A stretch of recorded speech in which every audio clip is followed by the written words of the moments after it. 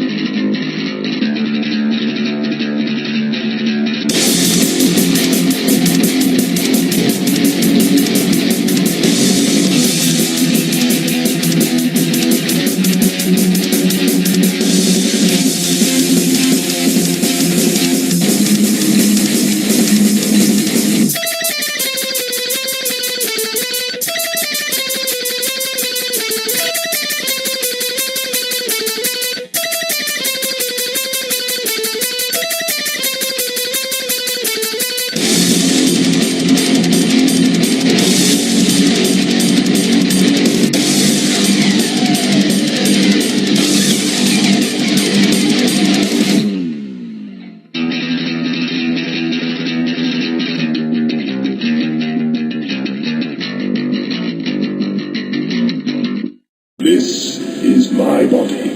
This is my blood. Happy are they who come to my supper. Welcome to another exciting edition of Edgar Von Ghoul's Midnight Chills. Once again, we're walking around the cemetery here, just chilling, getting ready to film and tell you guys another cool movie. This is midnight here at Santa Maria. Your television channel, you come across my ugly face. You're like, what the hell? This is a show about horror and sci-fi and fantasy and all the geeky stuff like that we all love. And speaking of geekiness, tonight's movie is Phantom Planet, a 50s sci-fi movie about the dangers of atomic bombs or some crap, movies like that. This one follows a bunch of doughy white guys in jumpsuits who are going out chasing after a rogue asteroid that's destroying spaceships deep in space in the far future of 1980s. I know. This was made in the 50s, and then they thought by 1980 we would have a space station on the moon, and we would have like space stations out there, and they would have asteroids and aliens and all this fancy stuff. Where's my flying car? I don't know. It's 2026. We don't have that yet. Like 7 years after Blade Runner. Wow. I know. Isn't that crazy? It's like we had such hopes back then. We had such ambition. For dystopia. Yeah. We had such ambitions back in the 50s and 60s about where we were going to be sci-fi and scientifically by 1980 and 1990s and stuff. But nope. Well, we are. Say that, but then there's a rocket going off every other day. That's true. And of course, there's the Artemis project, which is circled the moon and coming around, and it came back. And then that was Artemis 2, and Artemis 3 is going to actually land on the moon. And Artemis 4 is going to establish a colonized, sustainable base on the moon by 2028. So we are doing that finally. Yeah, that very far out. And that says it all. Oh, we have fun. Anyway, so yeah. So this is a crazy movie. As you guys seen it before, basically this asteroid is flying around in space around the moon and is destroying spaceships. So like these astronauts are shipped out in order to find the asteroid and destroy it so it doesn't hurt anybody else, and then they end up on the asteroid meeting aliens, and then there's more aliens, and it's a big mess. This one was one of my favorites from Mission 3000. That's where I first saw it. And then I found it, and I'm giving it to you guys. Yay! Yay! So you get to watch it. If you're watching it for the first time, you're going to fall in love with it. Or you may get bored and turn it off halfway through, because it does get slow sometimes. But all the 50s movies did. Yeah, and rocket launches have their slow points too. Yep. And so sit back, relax, and all you people in the vortex, love you guys, all of you servers, Polly K, Zago, Kim, RLJ, the movie man, all you guys, love you all. Bye. Enjoy the movie.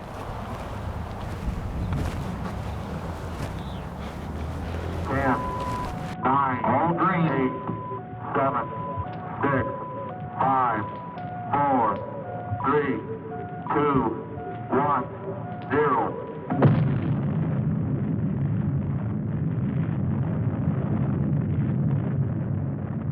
Since the splitting of the atom only a few decades ago, and through his God-given genius of science, man, at last, has succeeded in penetrating further and further into the unknown vastness of space. The moon has become the launching base for advanced exploration. From this pivotal point, astronauts, at the risk of their lives, set out to conquer nature's mysterious forces. Yet many questions remained unanswered. What is his Earth in relation to the inconceivable number of other worlds? Is his speed truly the fastest, his achievements the greatest? Or is he a mere unimportant piece of driftwood floating in the vast ocean of the universe? Could there be life similar to our own on other planets? Is it not possible that atmospheric conditions of relative environments control their shapes and forms? If so, would they be giants? Or could perhaps the opposite be true? Could their intellect have reached a scientific level far above man's dreams? What then will the future reveal if this story you are about to witness is only the beginning?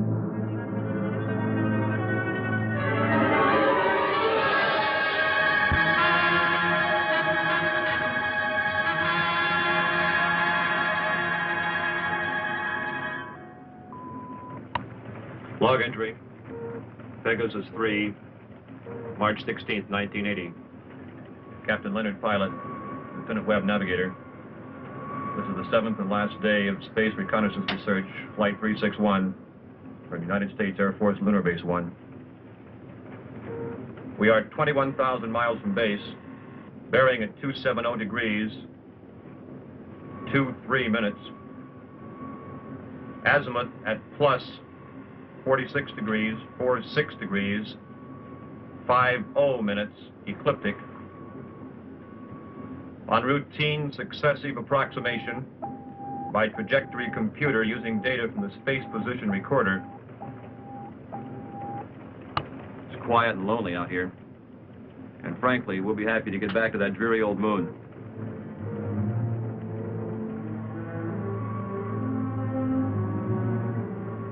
We're almost a degree off trajectory, Captain. Equipment check's okay. Must be an outside acceleration force.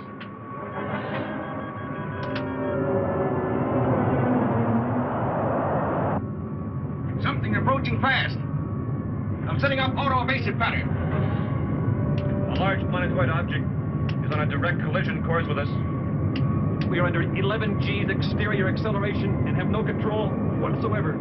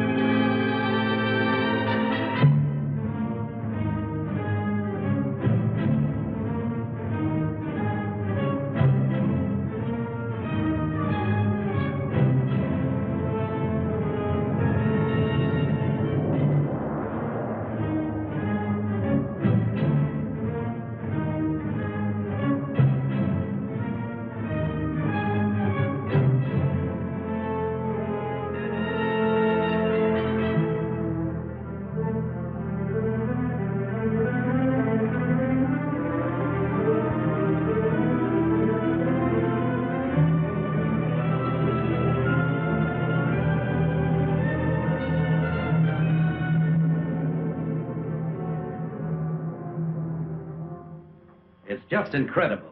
2 ships missing in less than a month. Nothing within thousands of miles of their position. And yet they crash into something that appears suddenly on our radar, big enough to be a planet. And then the next instant it disappears. It's against all theories of space. You get the same reports from bases 2 and 3? It appeared for a second or two, then vanished completely. A ship is on a routine flight. Controls, rockets, everything in order. And then all of a sudden... Yes? General Gibson for Colonel Lansfield from Earth Headquarters. Stand by. Colonel Lansfield. Lansfield, what's all the trouble up there? General, I can't tell you any more than what was in that report this morning. You're certain the rockets crashed? I am. We have their last log entry through our recording reproduction unit. Now, General, I've listened to it over and over. It tells what happened, but not how and why. What do you suggest? I don't know, General. No doubt the rocket's destroyed. We don't know what we're looking for. This mysterious planet seems to come and go at such speeds, it's impossible to track. Phantom planet, Lansfield. You're a little old to think that, aren't you? This is a capable base, General, run by capable men. Now, there's something out there that isn't supposed to be. All right, take it easy. Send another reconnaissance with Chapman. Chapman? I need him for the Mars project. If this phantom planet thing isn't cleared up, there won't be any Mars project. Send him. Yes, sir. Ask Chapman to report. Yes, sir. Captain Chapman, report to the Colonel.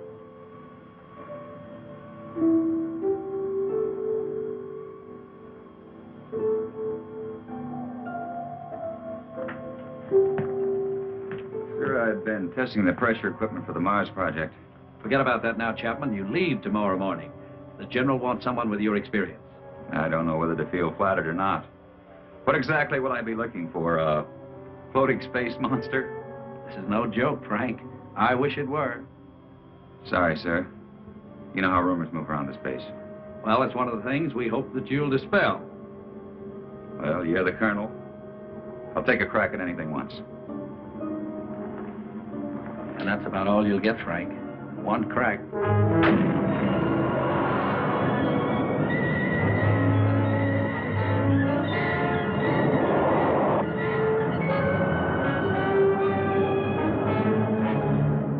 18,000 miles out at 270 degrees azimuth and 47 degrees ecliptic.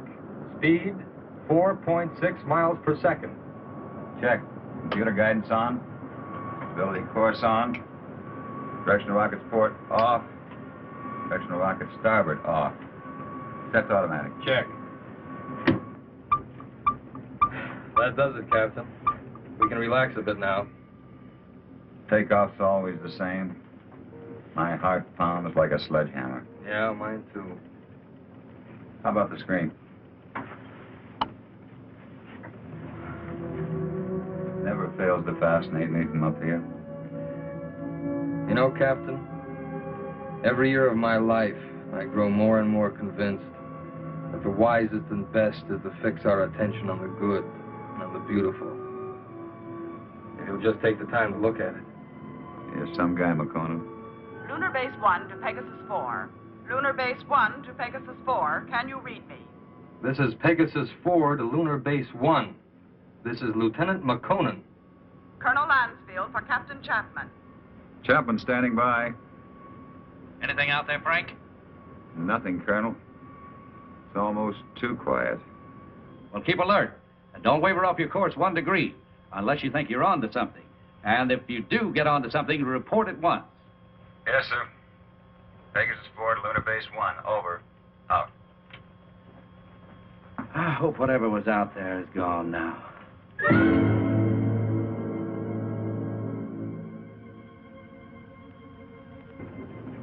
What's our elapsed time from base? 14 hours, 22 minutes, and 30 seconds.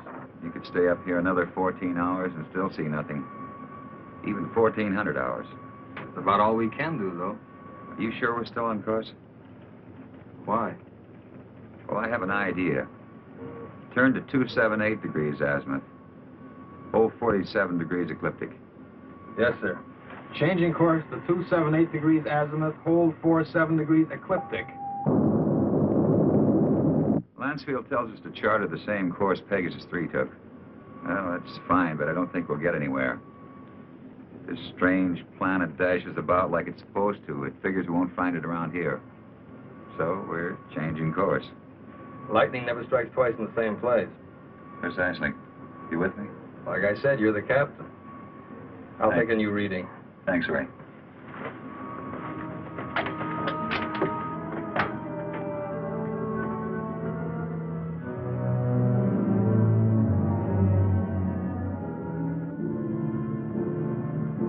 You could go nuts out here just waiting for something to happen. You seem pretty much at ease.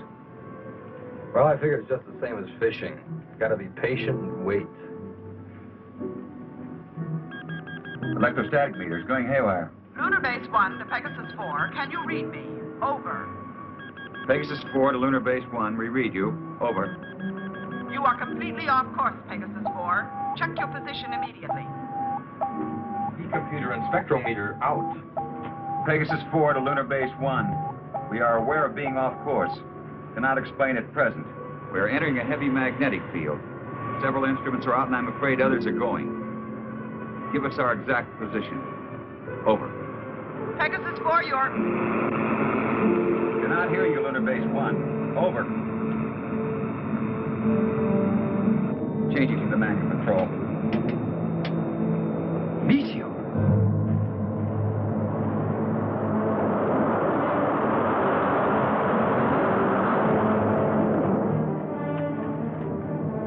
Boy, that was close. Yeah, and I'm afraid it isn't over yet.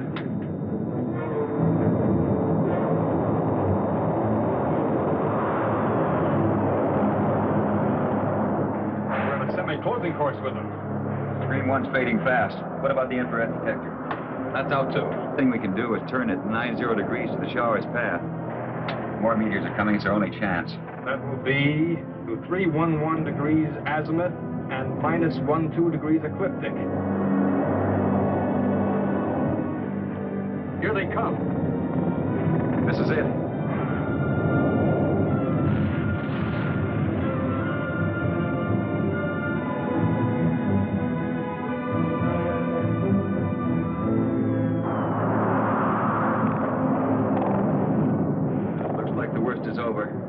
A lot of spots.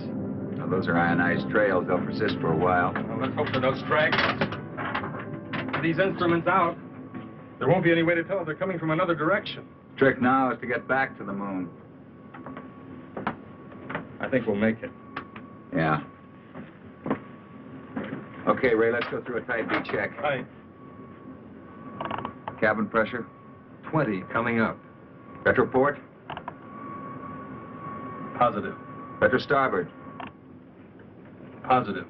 Main circuit 1? Negative. Main 2?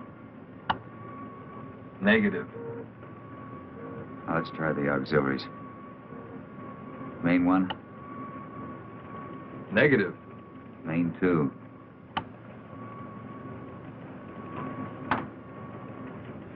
That's not in the circuits. Now, the meteors must have smacked into the propulsion elements. Or feed lines. Yeah, we're lucky. Well, there's only one way to find out. Looks like it. You know, there's one thing sure. What's that? They knew what they were doing when they forced us to go through those space drills dozens of times. If I remember correctly, you had a different opinion. They don't rub it in.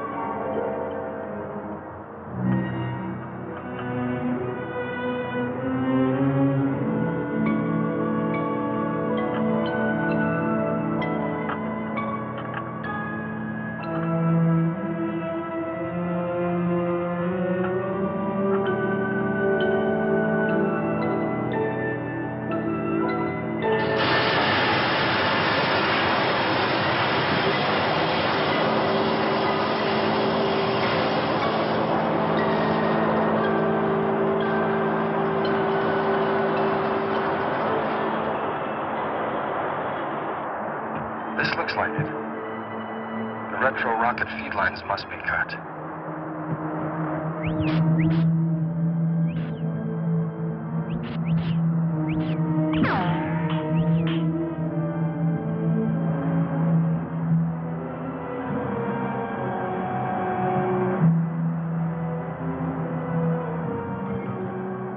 Frank, your airline's broken. Frank!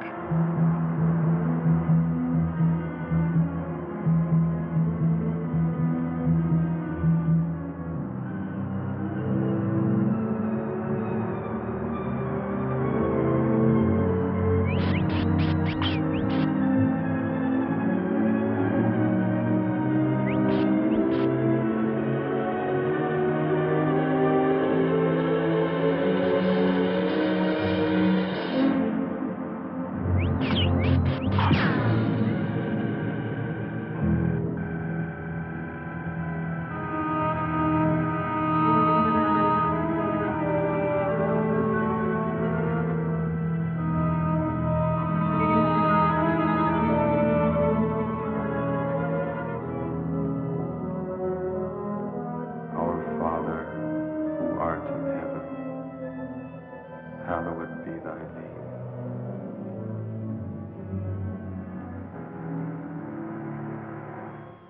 With all respect to the Colonel, sir, I don't think it's any use. Keep working that radar and keep working it until we locate Chapman. Yes, sir. He's got to be out there somewhere. He just has to be.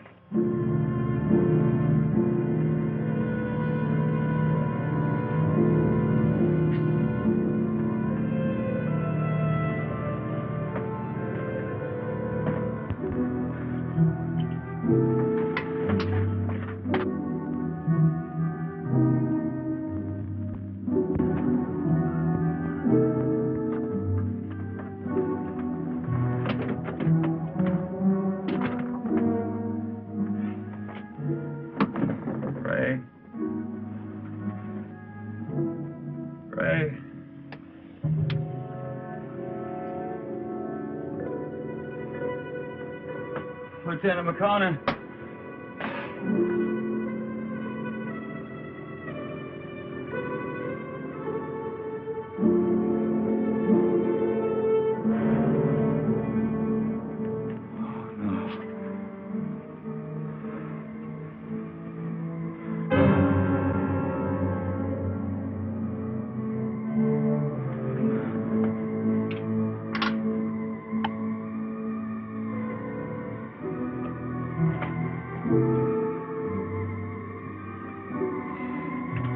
Captain Frank Chapman, pilot, Pegasus 4.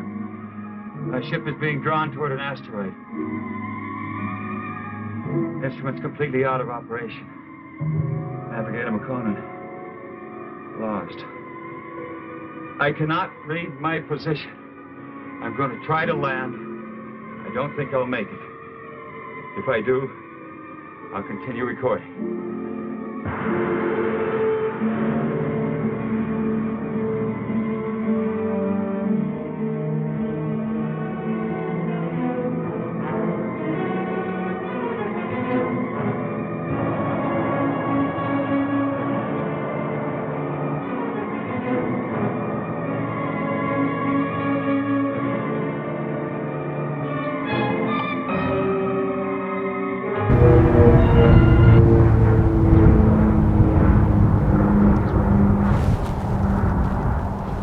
Well, we're in the middle of the movie. I have no words. If you're bored, I'm sorry. It gets better. Just wait for the space battle at the end. It's up there with like Lord of the Rings and Star Trek and Star Wars, up there with the spaceships and the explosion stuff. That was as far as the 50s could do. As far as you could do in the 50s. Anyway, so thinking of the 50s, that's what I want to talk about. The 50s was a fascinating era because it was right at the tail end of World War II, the invention of television, the GI Bill, and all these things made the suburbs happen, made people separated. So all the rich white people went into the suburbs, and all the other minorities stayed in the big cities like New York and LA and Chicago and all that. So then it developed into this whole like split. So they here, and then there was this fear of the commies. So there's all this fear, all this anxiety about atomic weapons and all this stuff. And the funny thing is, we were the only people that ever launched a nuclear weapon on anybody. Then all of a sudden we're like scared someone's gonna do it to us. Like, damn. So everybody's building bomb shelters and learning Russian and getting cans of beans and then there was like the whole suppression of sexuality. So then you had like this underground, that's where the porn business really boomed. And you get movies like Teaserama and stuff, you get like porn stores and all that stuff, and all the men would go in there wearing like hats and sunglasses and big overcoats and dudes. And then you had all this seedy stuff going on in the background. And that was around the time of the most infamous thing that ever happened in horror, the real life horror of Ed Gein. Yeah, the 1950s. Ed Gein gained popularity because it was national news. The whole world found out about this one crazy guy who up in Wisconsin was digging up graves and desecrating corpses and making like suits of human skin and like silverware and bowls and stuff out of bones, and you're doing all this freaky shit. And then it makes me laugh when you think about like all these urban legends about like the Hookman and all that stuff, and they say, oh, that's a true story because I heard it from a friend of mine. No, if you would have heard it, it would have been national news, because Ed Gein was national news. So there was no Lover's Lane Hookman story. But that was nothing that came out of the 50s. So there was all this suppressed sexuality. So then there was like this hopefulness about technology, and they thought by 1980 we'd have all our shit together. By 1980 there was just MTV and basic cable and the communism thing and the Reagan era and all this stuff. And it's a mess. So we went from the 60s for the first movie tonight to the 50s, which is a good kind of wrap around. Yeah. So the 50s was a fascinating time for me because like it just, you look at it, you had television for the first time, you had suburbs, you had porn, you had transvestites, you had Nazis, neo-Nazis, you had communism, you had all these things going on, and people were just like sitting there like Beaver Cleaver thinking the 50s was the most magical time in the world. So then when the 60s came along and the hippies movement and the 70s with the punk and the 80s with the new wave and the goth and the 90s and the grunge and all this stuff, they thought, oh man, we should go back to the 50s when everything was normal. No! Let's go back to the 50s where mass communication made the world financial. Yeah. Let's go back to the 50s whenever you didn't have, you could only call your friend over in the other city. You didn't have long distance. Charge extra to get out of your neighborhood. Yep. I mean, I'd go back to the 90s if I could. Yeah, that's my generation. Every generation says they want to go back to when they were teenagers. Like my parents want to go back to the 50s and the 60s. I want to go back to the 90s. My sister wants to go back to the early 2000s and all this stuff. And it's like every era where you were a teenager and you were happy, it becomes nostalgic and you want to go back to that. That's why the 90s are trendy now, because all the people in my generation, the Zennials, we are the ones that are sitting there like, yeah, I was a teenager in the 90s. I miss the new metal craze and the jingles and the wallet chains and all that stuff and the spiky hair. I went because of Manic Panic and going to Spencer's Gifts in the mall and stealing a bunch of stuff. We actually got, that's a true story. I'm digressing. I'm sorry. If you want to hear my story, you want to go back to the movie. You want to hear my story? Me and my buddy were systematically going from one store in the mall to the other, stealing shit. We left the mall, and down the street from the mall was a Kmart, a Target, and a Hobby Lobby. We got to the Kmart. My friend, my buddy, I miss you, guy. Well, there in Louisiana. He walked up to the display case where they were playing Mulan on DVD. He just pushes the button, opens up the tray, takes out the CD, does this, and walks out. Every phone and every alarm in the entire store was going off. We get outside, these guys beat the fuck out of us. Beat us to the ground. Take all the stuff and say, no, we'll come back to Kmart again. Yeah. I hope you learned something. Yeah, the next day when I went back to Kmart, I bought a pack of cigarettes.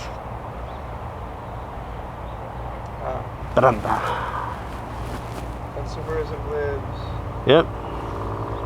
Anyway, so yeah, so that's my story of my youth. Oops, car. Okay. I just want to know it. Anyway, so let's get back to the movie. And I digress. I'm sorry I keep digressing. They say they like my rants. When I go off on rants and tangents. That's what some of the people told me.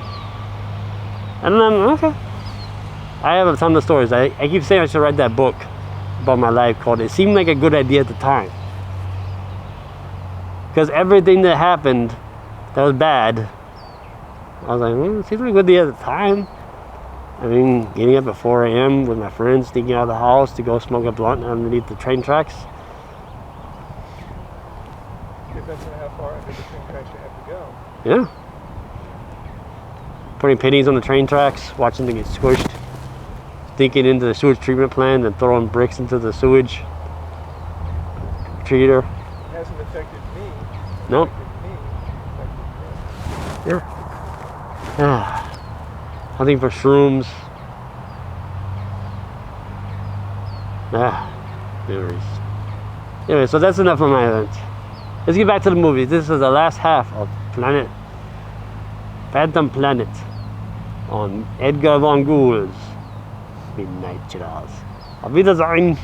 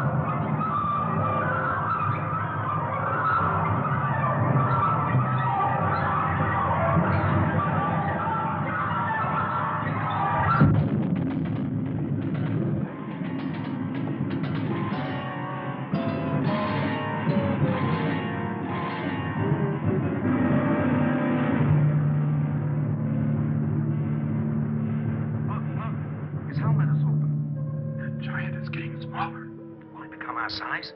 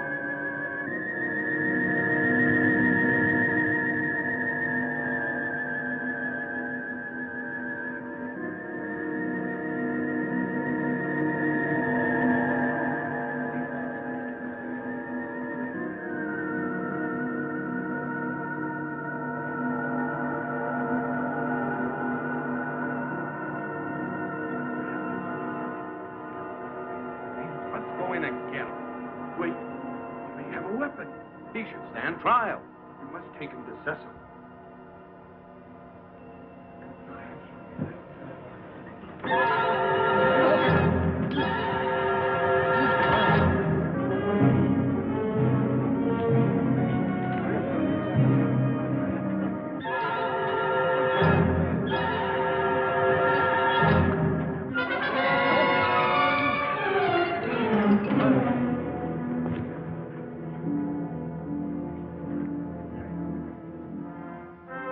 We will begin the trial. Yes, Cecil.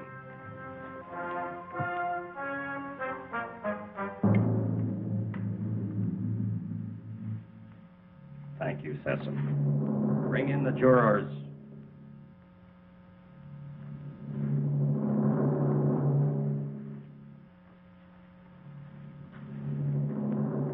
Will Ipsilata step forward?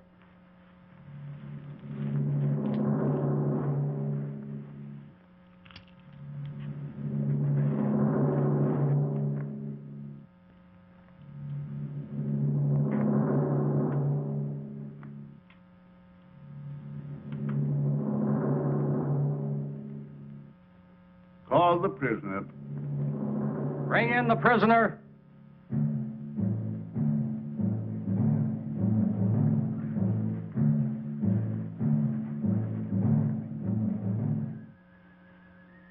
Stand here, in front of our leader and our judge. Is the prisoner from another world ready to hear the charges against him? Charges?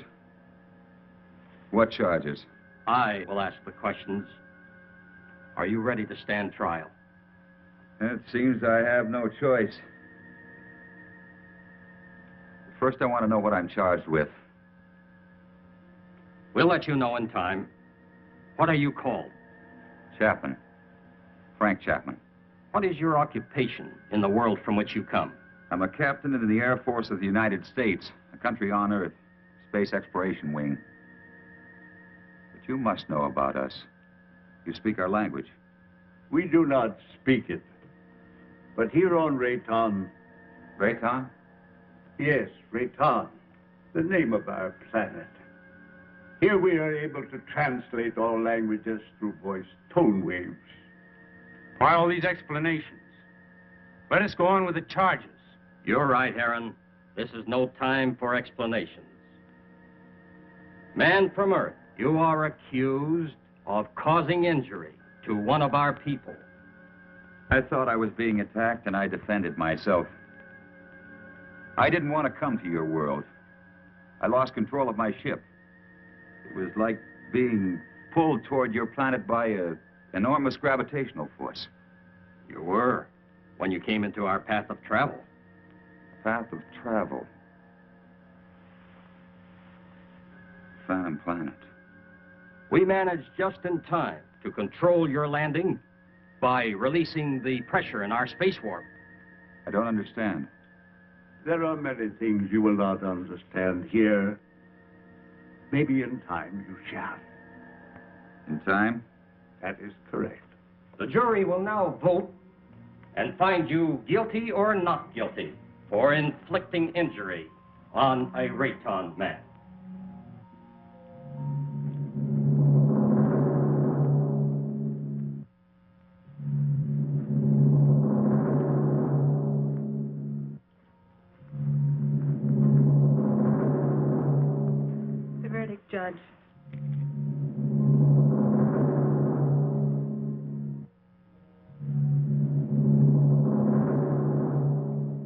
find you guilty as charged. You are now a free subject of Rayton. The jury is dismissed. That is all. You are now a free subject of Rayton. That is not all. Listen, I don't know what kind of a place this is, but you must have some kind of law here. This planet pulled me to it. I didn't come here by choice. But being here, you cannot be permitted to leave. We must keep our security at any cost. So, I must pronounce you guilty. No penalties will be lodged against you. But you must become a subject of Rayton. Trial is concluded. Nothing is concluded. What is this? First I'm found guilty of something that's not my fault, and then I'm set free. Well, free to go where? Back to my world 6 inches tall? Don't worry. No harm will come to you. I'm Liara, Sesam's daughter. I'll show you to your quarters. Well, come. We'll talk on the way.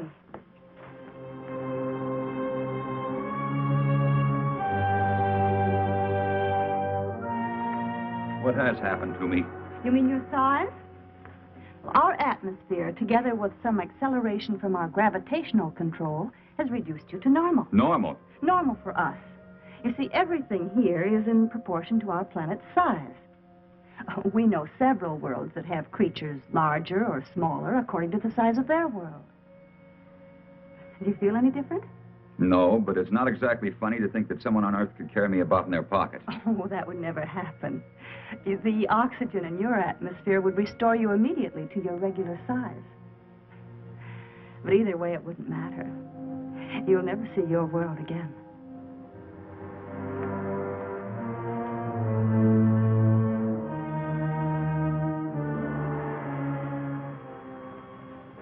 Nothing yet. No, sir. No contact for 2 days. I'll wait another 24 hours. Then, with or without orders, I'm sending out a search party. You wanted to see me? Yes. Will you excuse me?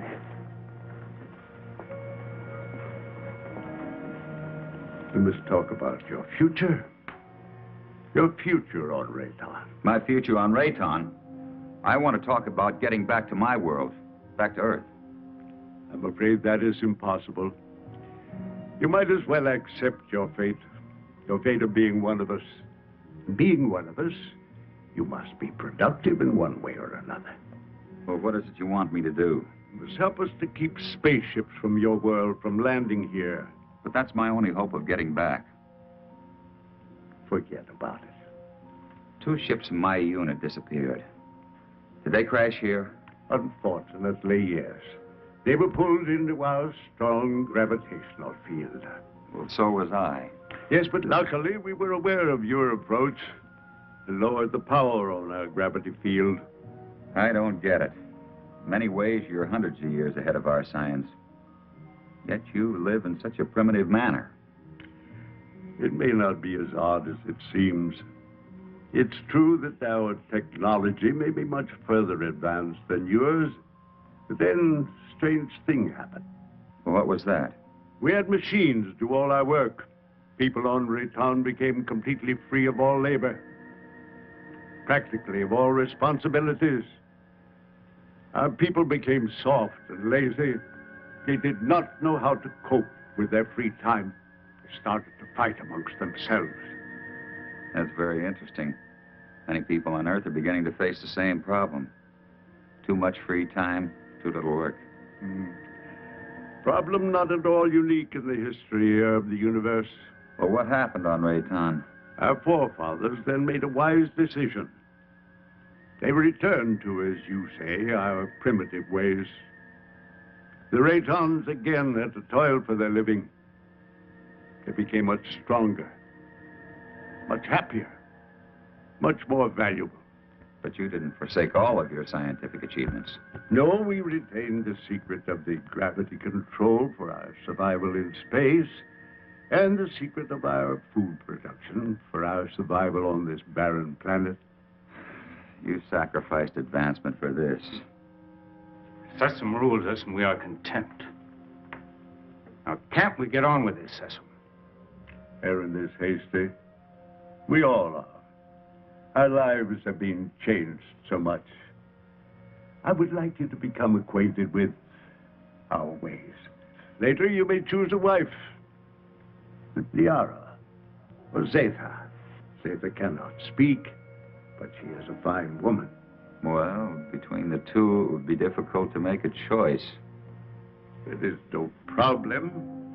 You may take your time, but once you've made your choice, remember, it must not be taken lightly. You must be hungry. Come with me. Liara. Go now and learn our ways, and perhaps you may help us with our problems. You can decide about this later. Now you need to eat and rest.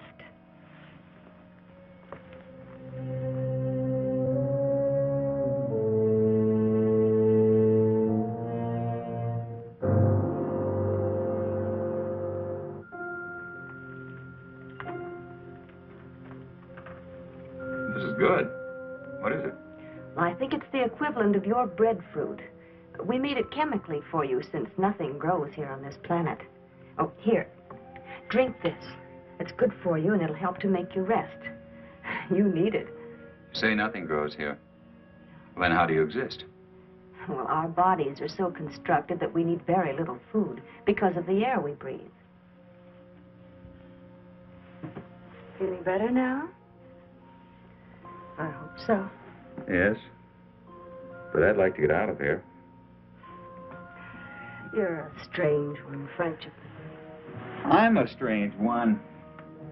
What about everybody else? And don't call me Frenchman. My name is Frank Chapman. 2 words. Yes. Frank Chapman. Oh, I'm sorry. I didn't mean to be so rough. It's just that, well, this is so new to me. You know what I'd like to do if I had a choice? What? I'd like to return to my ship. Well, that's impossible. Then you see, I'm still a prisoner. Not at all. You're free to go anywhere here on Rayton. Except to my ship. Your rocket is no longer on this planet. It was sent off last night while you were sleeping.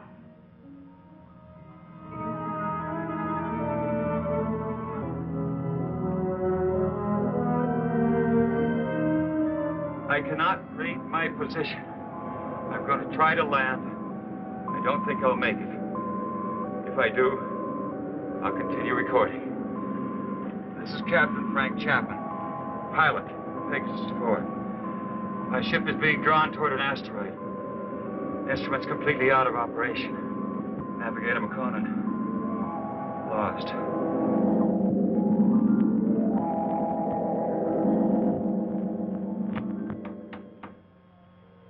Sir, unidentified object on screen. This must be Chapman's ship, Colonel. Certainly has all the indications and all the characteristics of a spaceship. And no other unit of ours is scheduled for flight in this area. Any contact? None, Colonel. Just static. His auto-emergency transmitter should be on full blast. I'm tuned to all Pegasus frequencies, sir. So are the automatic relays on Earth. Good. This must be Chapman's ship. What else can it be? Captain Beecher and Lieutenant White are to report to the briefing room immediately and stand by for takeoff. Now report immediately any news or anything unusual on your radio and radar relays. Yes, sir.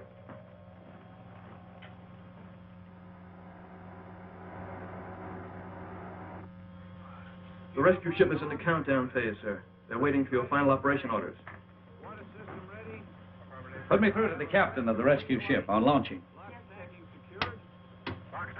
Beecher, this is Lansfield. Yes, Colonel. Beecher, your final instructions are being teletyped on your recorders. Yes, sir. As you know, something unusual must have happened to Chapman and McConan. And I don't mind telling you that it's of greatest importance to space travel that we find out exactly what happened to these 2 men. So blast off and good luck. We'll do our best, Colonel.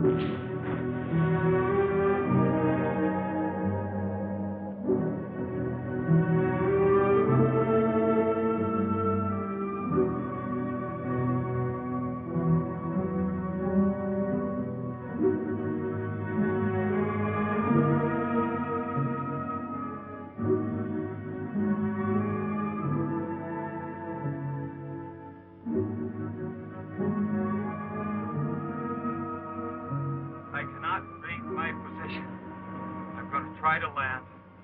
I don't think I'll make it. If I do, I'll continue recording. This is Captain Frank Chapman, pilot, Pegasus 4. My ship is being drawn toward an asteroid. Instruments completely out of operation. Navigator McConan, lost. Pegasus 4 to Lunar Base 1. Pegasus 4 to Lunar Base 1. This is Captain Beecher, over. Lunar Base 1 to Pegasus 4. We read you, Captain Beecher. Good work. Stand by for Colonel Lansfield. Beecher, how are they? They're not. I mean, there's no one on board. There isn't a sign of life. Two men just don't get up and walk off a rocket in the middle of space? No, sir. Then what the devil? Chapman recorded a final message, sir, but it doesn't make sense.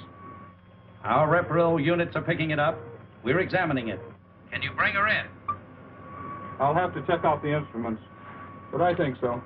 All right, give it a try. White can bring your ship in. Yes, sir. And Beecher. Yes, sir. Good luck.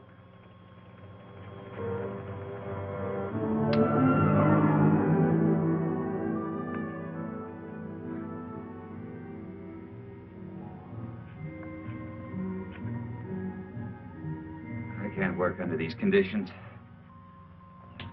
I must know more about the directional flight machine. When the time comes. Well, the time has come. I want to speak to Sesson. And right now. Very well.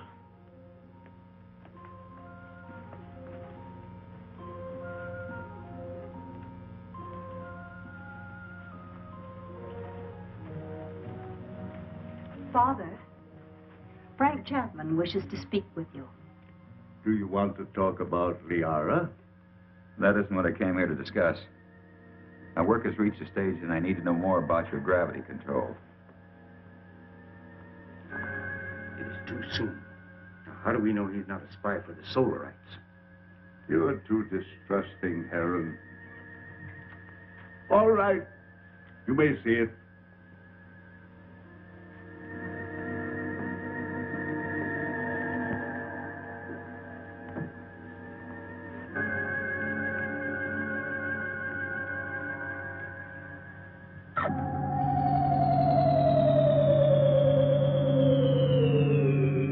Incredible. But how? The high density of our planet made it possible for us to advance gravity and therefore anti-gravity theories. It's beyond me. Einstein was working on this problem, but he died before he could complete his investigations. What causes Rayton's high density? The atoms on this planet have narrower electronic orbits than the atoms on most other planets. The smaller they become, the easier it is for us to control and take advantage of positive and negative gravity. But why is Rayton getting smaller? This planet is slowly using up the energy that holds the atomic particles together. You mean you might disintegrate into nothing? Yes, someday. But it will not be in our time. Well, I guess it's the same as on Earth. We don't seem to worry that our sun might be cooling off in many millions of years. The danger for us is that sudden bursts of concentrated heat directed on our Rayton might suddenly speed up the process of time. You think that's possible? We have enemies who want our knowledge of gravity and who know our weakness. You're expecting an attack? When you have enemies, you always expect an attack.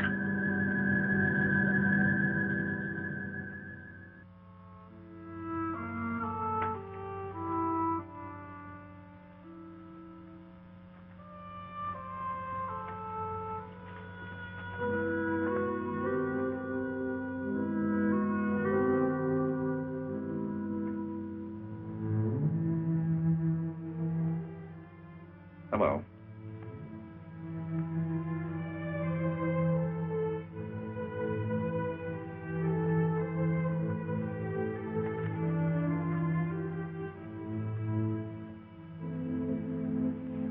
I'm going to take a walk.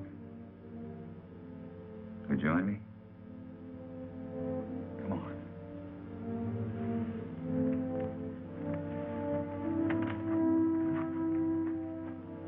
You know, this is the first time I've had a chance to talk to you alone.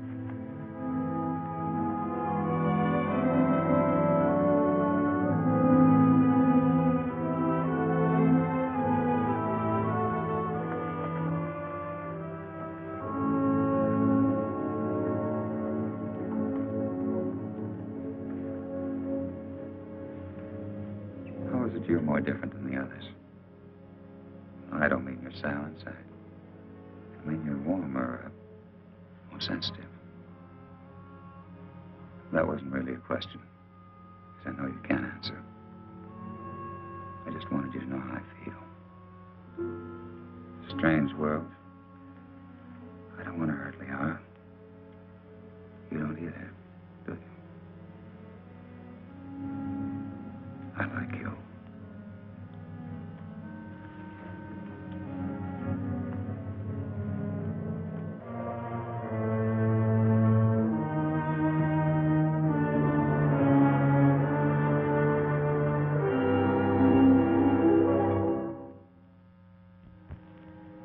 I have charges to make against the Earthman Chapman. He is imposing himself both on Liara, your daughter, and the mute girl Zeta. Now, this is an insult to Liara. You know I love her. And a direct insult to me. I am asking, rather, I am demanding your permission to challenge him to the duel.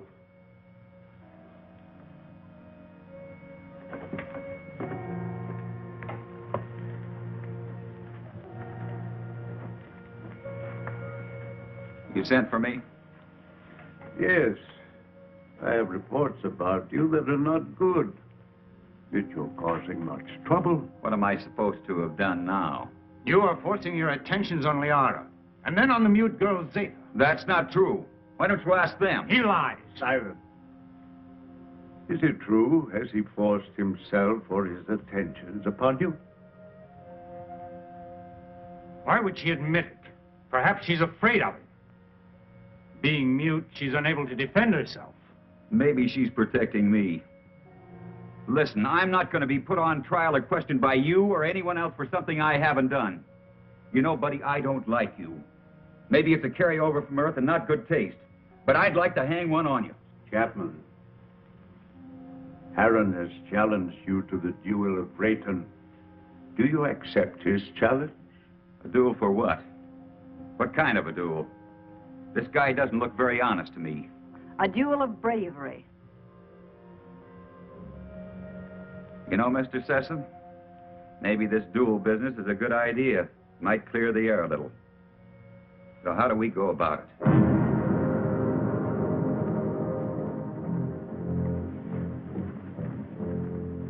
Aaron, you know the rules for the duel of Rayton. But for him, I'll have to explain and show the results. Chapman, come here. Those are gravity plates that we've had placed here.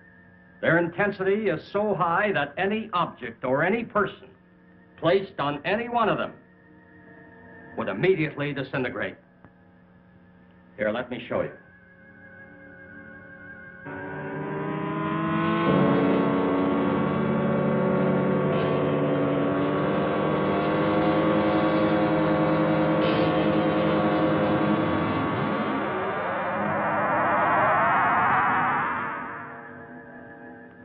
The duel of Rayton is one of physical strength and skill. You will use this rod and attempt to push your opponent on top of one of the gravity plates. You saw what happened to the rock.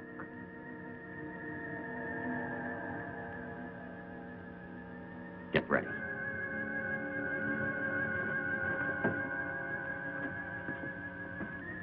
Put the combat rod in position.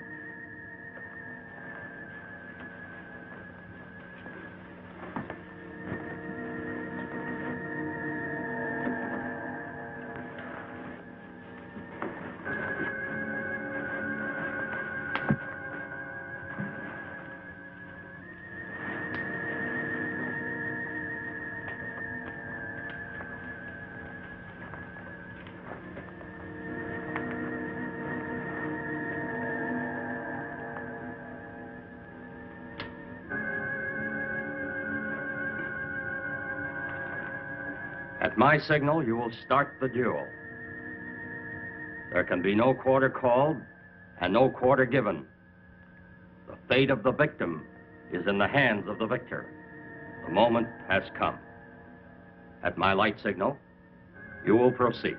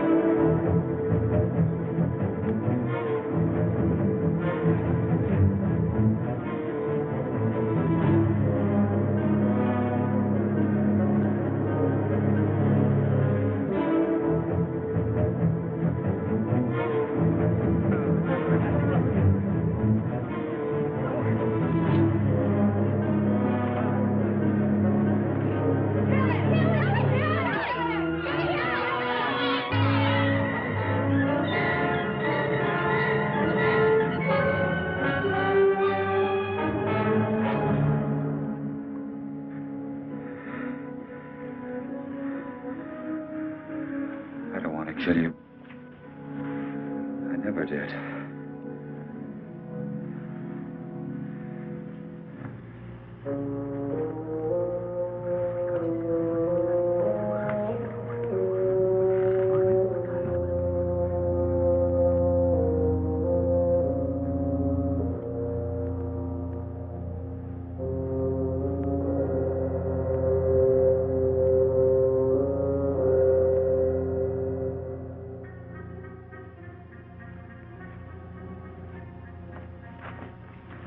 Why didn't you kill him? I didn't want to.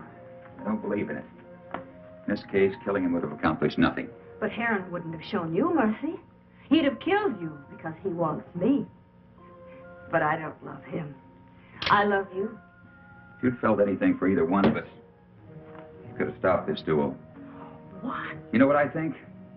I think you were waiting to see which one of us won and then take the one that was left over. Wow. No, Liara, I don't love you.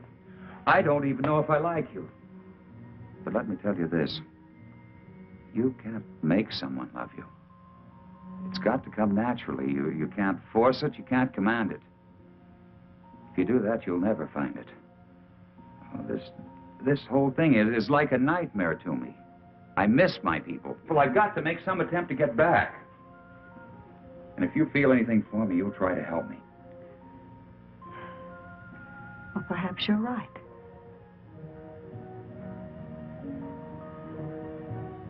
Maybe I can help you.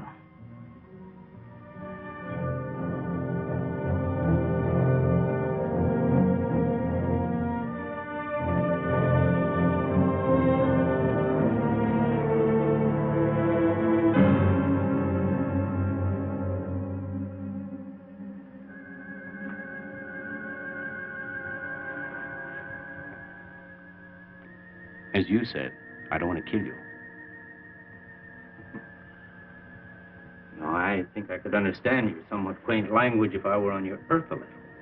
Well, why don't you kill me? You didn't kill me. You had the chance. Well, what about the knife? This isn't exactly what I'd call a friendly visit.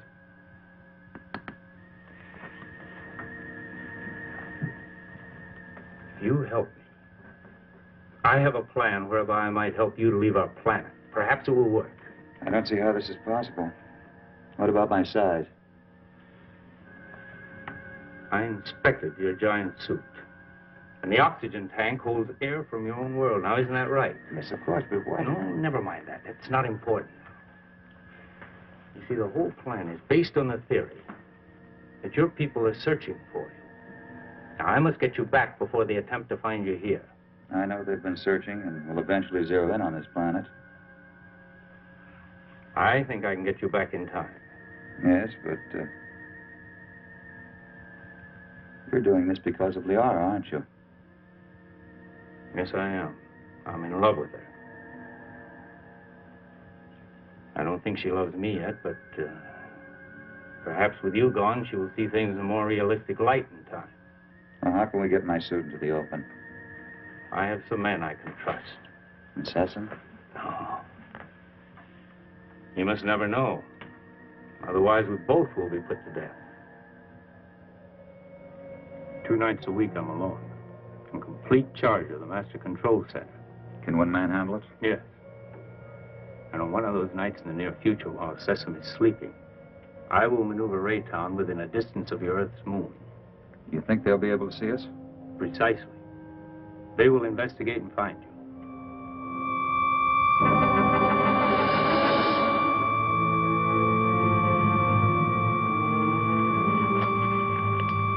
Go with it.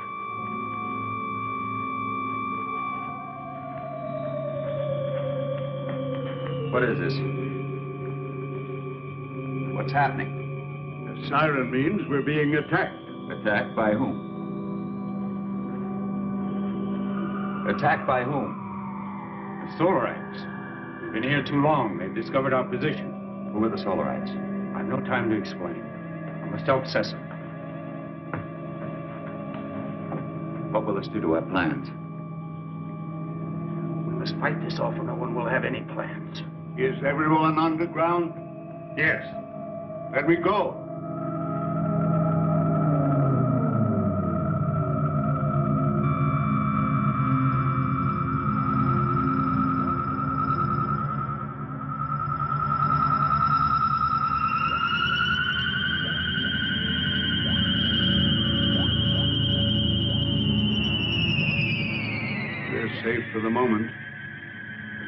won't give up so easily. Safe for the moment? Well, who are these Solarites anyhow? They're from a sun satellite. For generations, they've been after our universal gravity control because they want to avoid being pulled into the sun. If we don't stop them, they'll eventually attack your Earth. Liara, show him the prisoner. Prisoner? Come.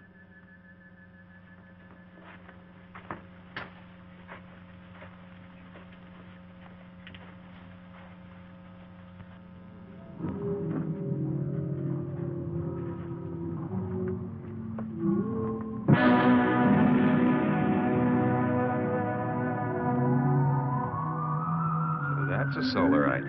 Yes. He was captured during the last war. The only one of their monsters that didn't die in the attack. When did this attack take place? Several years ago, when Zatha was a little girl. That's when she lost her voice. What makes those rocks disintegrate? It's as if they were hitting some invisible wall. That's exactly what it is. The monster is so strong that he can smash any ordinary structure. Now, what you call an invisible wall is really another way that we use our gravitational control. Now, by using a high magnetic field, we can lock molecules so closely together that they form a solid wall. Make a big hit at MIT. Where? One of Earth's more advanced centers of learning. I only hope your wall will hold him in check. Yes. He could kill us all if he escaped. Life on other planets. We were always wondering if ours was the only one so blessed. There are many inhabited worlds, but only these fire people bother us.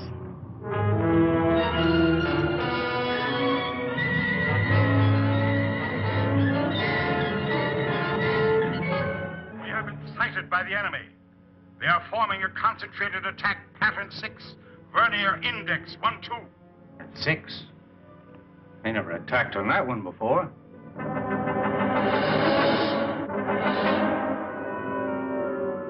What are we going to do? We must try to break up the attack.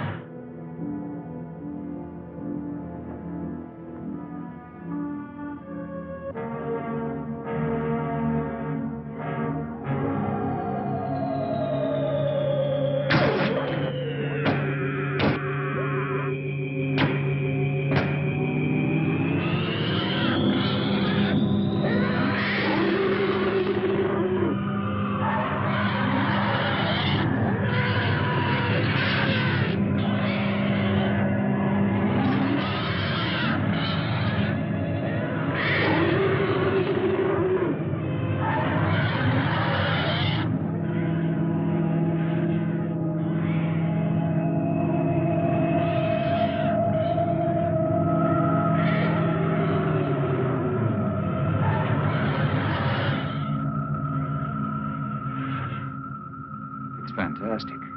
We can do one of two things. Outrun them or fight them. Well, breaking up a formation is one thing, but how can you fight them? Do you have a chance? We have to settle that once and for all. Living in constant danger isn't worthy of us. But don't forget, we still have the gravity control. The greatest danger to us is the high-intensity heat bomb. That's right. They have enough concentrated heat to blow up our planet instantly. What would you do? I would fight. And you? Fight.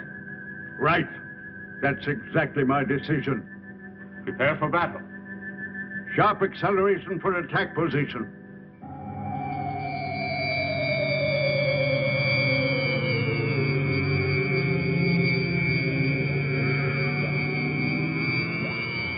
Maneuver so that we face the enemy when they attack.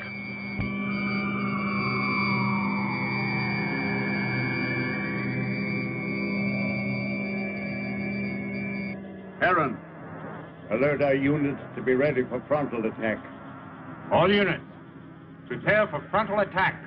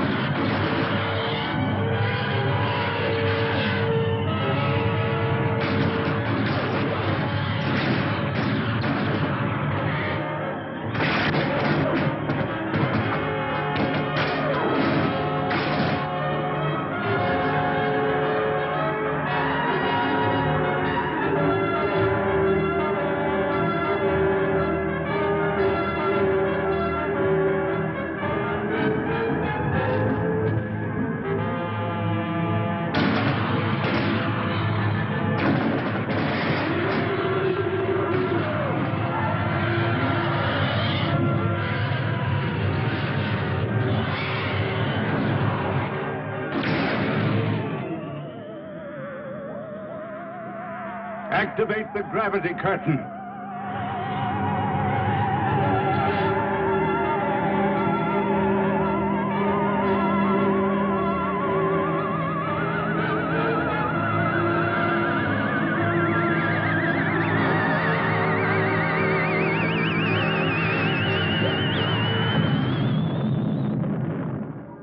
Oh, it was a magnificent victory.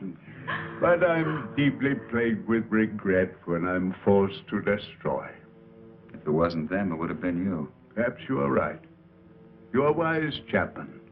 One day you and Harold will lead our people. Well, I'm honored and grateful, I but... will teach him all he needs to know.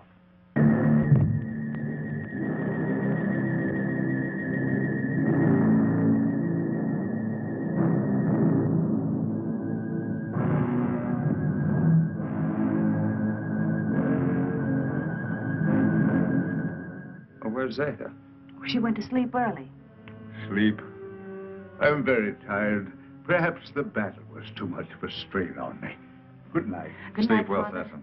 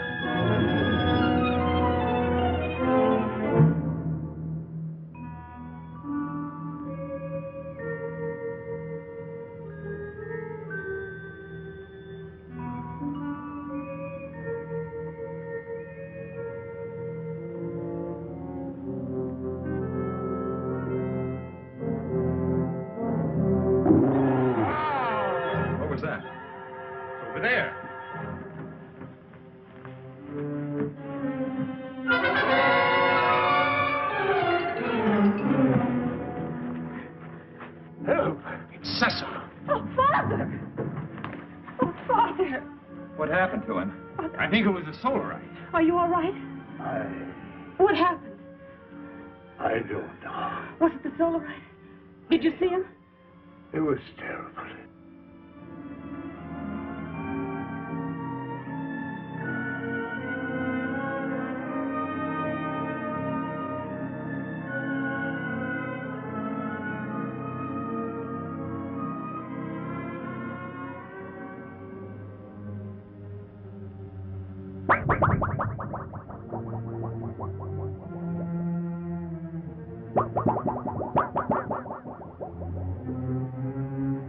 I'm going to the control room. No, you stay with Liara. Chapman. Yes? Go through that corridor. It's shorter. Right. But be careful. Oh, Heron.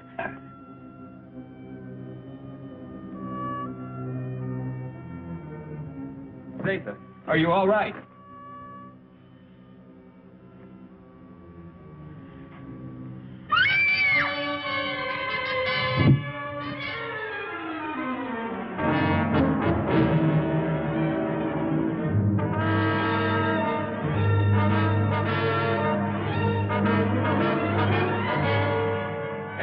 Watch the plates.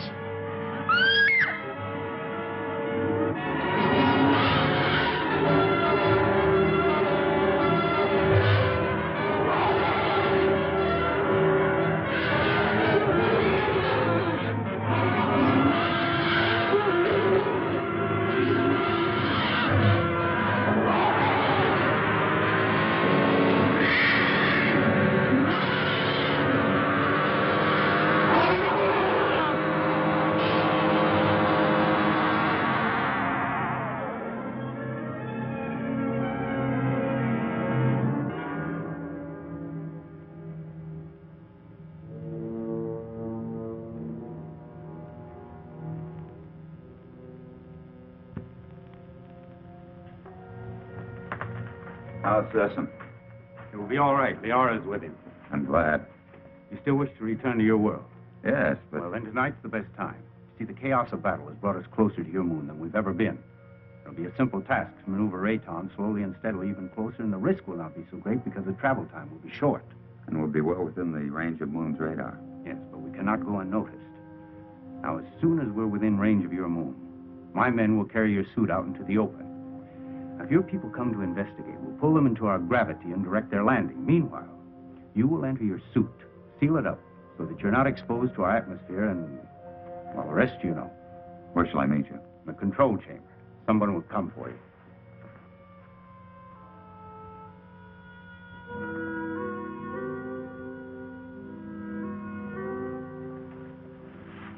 Zatha. It's you. Yes, Frank Chapman. But you can talk. From my fright when I thought you were going to be killed, something happened. And after I screamed, I found I was able to speak. Zatha. I have many things to say to you, Frank Chapman. It's so wonderful you being able to talk. And I have so many things to say to you. Oh, everything has been terrible. You're so lovely. You have such an adorable little face.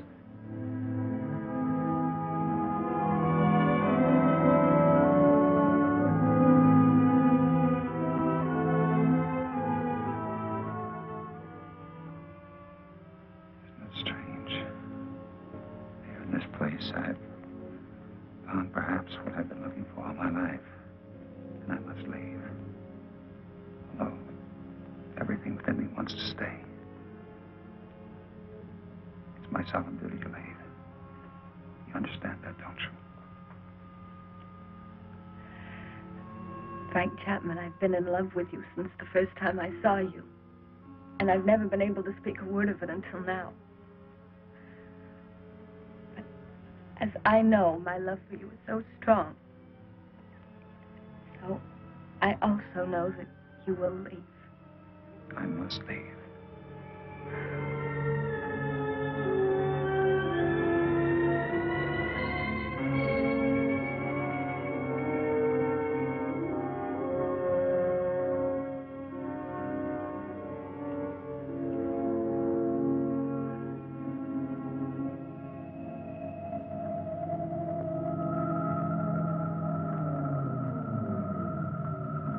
Good, you're on time. Here we go. Another hour and we shall be close enough for you to be found.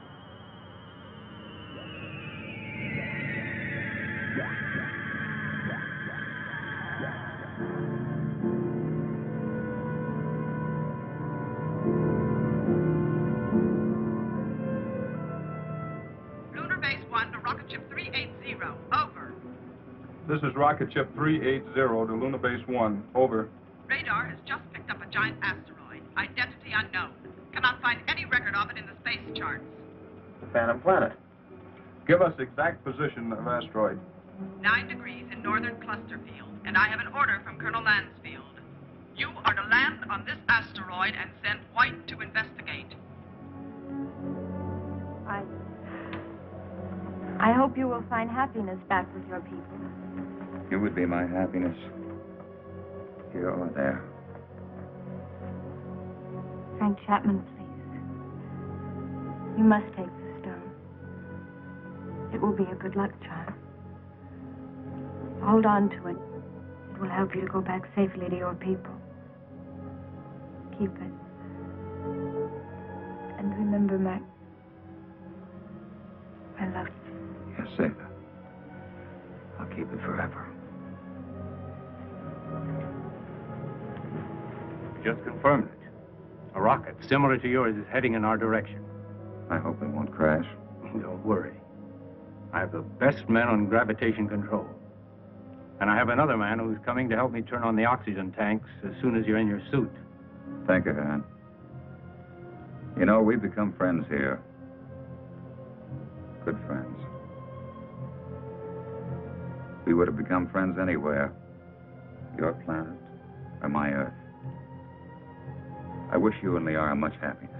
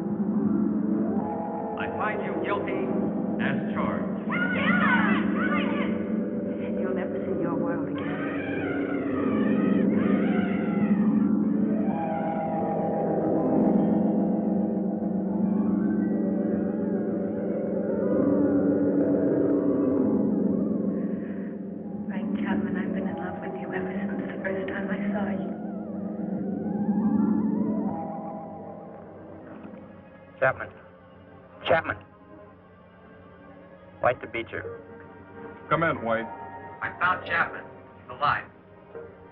But there's no trace of McConan. Where's McConan? He's dead. He's gone.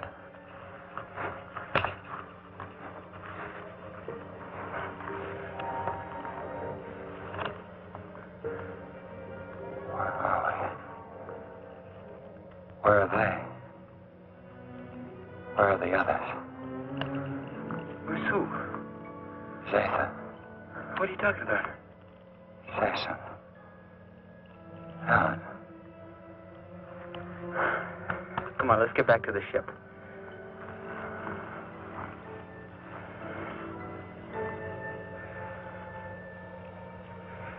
White to Beecher. I'm bringing him in. He seems to be all right. He said McConan is dead. He keeps talking about other people. I think he's in a state of shock. Do you need assistance? No, Captain, I can handle him alone. You know, Frank, you're a lucky guy. This is a wandering planet. Could have carried you anywhere. I'm sure glad we found you. Zeta. Where is she? What you need is a rest.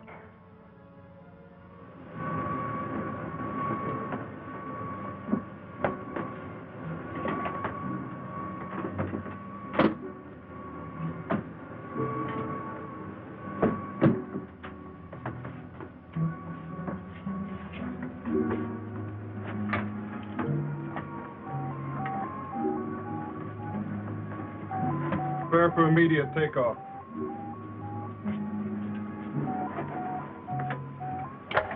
How do you feel, Chapman? I don't know. I don't understand. It's unbelievable. We'll get you back to Moon Base for a thorough examination. Do you think you're hurt? I don't think so. You must have been knocked out for quite a while. I must have been dreaming. Quite possible you were delirious. The shock of the crash landing of your ship. Ray's gone. But I just left Zeta and Aaron.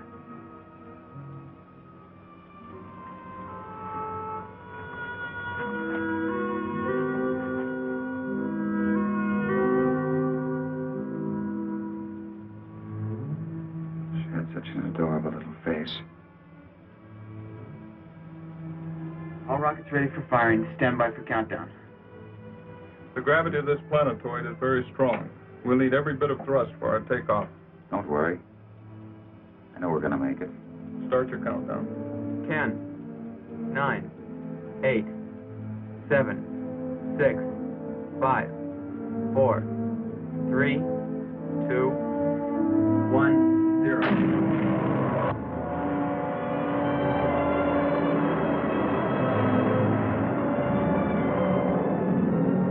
Cut off power. Power off. Rear screen. Rear screen.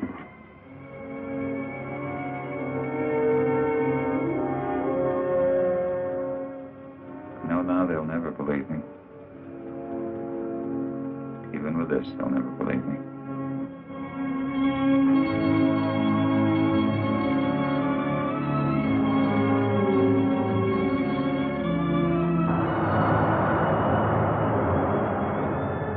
What then will the future reveal?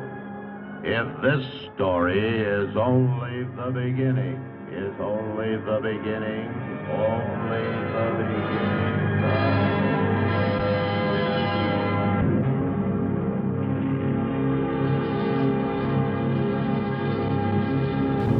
Closing time.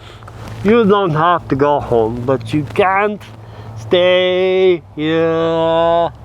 Well, that was Phantom Planet here on Edgar Von Ghoul's Midnight Chillers. And if you want to be part of the action, you email me at edgarvonghoul@gmail.com. I put it on the bottom of the screen all the time. Email me there. And then if you want to write me a physical letter, email me there and I'll give you my family address. You can send me whatever you want, fan mail, drawing, whatever you want. I accept it all. I love it all. Need anything for the fans. Chris Dabowski, if you're watching, thank you. Love your work. Thank you for being the #1 fan and enjoying my work. Thank you all for watching so far. Over the years, over the past, God, it's been 14, 15 years since I started this. Went on this crazy journey when I met Mod Ghoul and Sluggo and all them. And they kind of helped me become what I am today. They keep you in line. Yes, they do. You keep me in line, Steven. If it wasn't for you, I wouldn't have this show. And so thanks for everybody for watching. I still have the printout of the Golden Turkey Award. I framed it. Thank you, Sluggo. Thank you, Kram. Thank you, everybody. I love you all. I need to get some medicine. I'm fighting the cold. Anyway, so thanks for watching. See you next time for another brand new episode of Edgar Von Ghoul's Midnight Chillers. Auf Wiedersehen. Love you, Sluggo. Bye.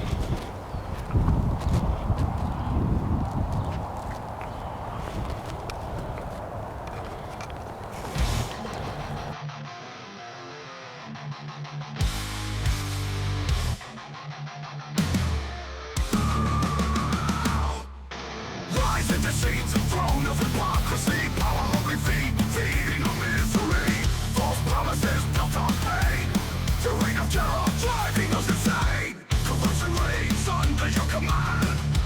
dream shattered by your head. Greed and avarice, your time is greed, leaving us to suffer to bleed.